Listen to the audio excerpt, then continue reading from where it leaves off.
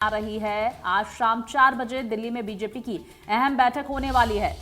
तो देखिए, बीजेपी कर सकती है केंद्रीय पर्यवेक्षकों के नामों की घोषणा इस बैठक के दौरान, और बीजेपी 3 राज्यों के लिए नाम घोषित करेगी। इस तरह की जानकारियां भी सामने आ रही है। तो एमपी, छत्तीसगढ़ के लिए पर्यवेक्षक घोषित किए जाएंगे, इस तरह की अपडेट सामने आ रही है। 9 दिसंबर को मुख्यमंत्री का हो सकता है ऐलान।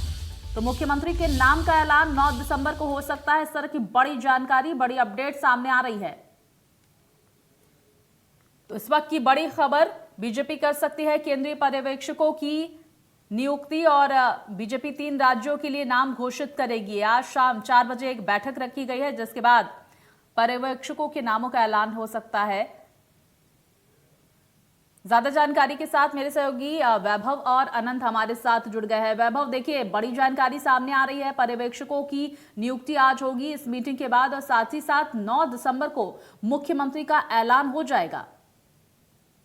बिल्कुल, कार्यकर्ता अपने काम कर चुके हैं। इन 3 राज्यों में बीजेपी की सरकार बनने जा रही है और बहुमत के साथ सरकार बन रही है। तो ऐसे में अब केंद्रीय नेतृत्व के कंधों पर ये जिम्मेदारी है कि वो मध्य प्रदेश, छत्तीसगढ़, राजस्थान में किन्हें कमान सौंपते हैं। तो आज शाम को 4 बजे दिल्ली में एक बेहद अहम बैठक है। इस बैठक के बाद ऐसा माना जा रहा है कि बीजेपी के द्वारा इन 3 राज्यों के लिए पर्यवेक्षकों के नाम की घोषणा की जा सकती है।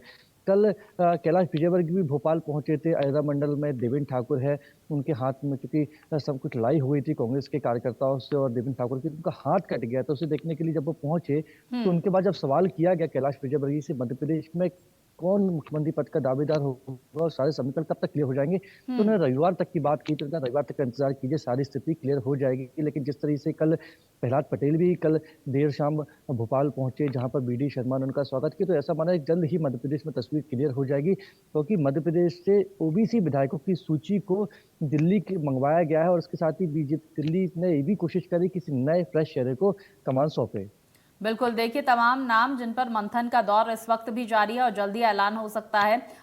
अनंत, मैं आपके पास आऊंगी। देखिए, एक बार फिर से यही सवाल कि भाई, मुख्यमंत्री कौन होगा छत्तीसगढ़ में, और जिस तरह से आज पर्यवेक्षकों के नामों का ऐलान हो सकता है आज की इस मीटिंग में, कौन कौन से नाम इस वक्त छत्तीसगढ़ में मुख्यमंत्री की पद के लिए सबसे आगे चल रहे हैं? क्या जानकारी इसको लेकर? बिल्कुल, देखिए, पर्यवेक्षकों का ऐलान आज हो सकता है और संसदीय दल की बैठक भी दिल्ली में हो चुकी है। उसके बाद लगातार जितने जो सीएम रेस पर है, जिन जो चेहरे हैं, वो लगातार पार्टी के अध्यक्ष से मिलते नजर आ रहे हैं। खुद रेणुका सिंह जो है, वो कल जेपी नड्डा से उन्होंने मुलाकात की थी। पिछले आधे घंटे तक जो है उनकी दोनों के बीचों में जो है चर्चाएं चली थी, छत्तीसगढ़ की राजनीतिक परिस्थितियों पर चर्चा हुई थी। और साफ तौर पर अभी तक देखिए, 3 सांसद जो है वो दिल्ली में मौजूद हैं, और 2 जो सांसद है वो अपना इस्तीफा दे चुके हैं।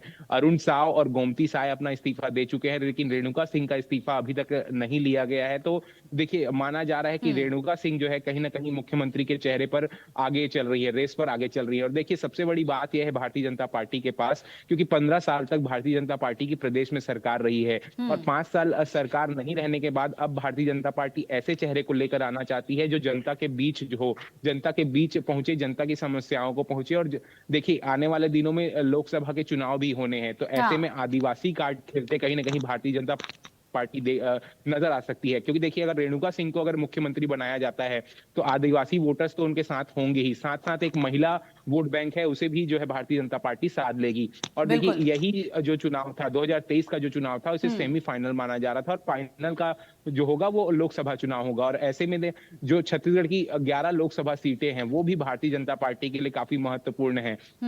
इस बार बिल्कुल, देखिए विधानसभा अनंत, चुनाव में अगर कई सांसदों छत्तीसगढ़ में 2000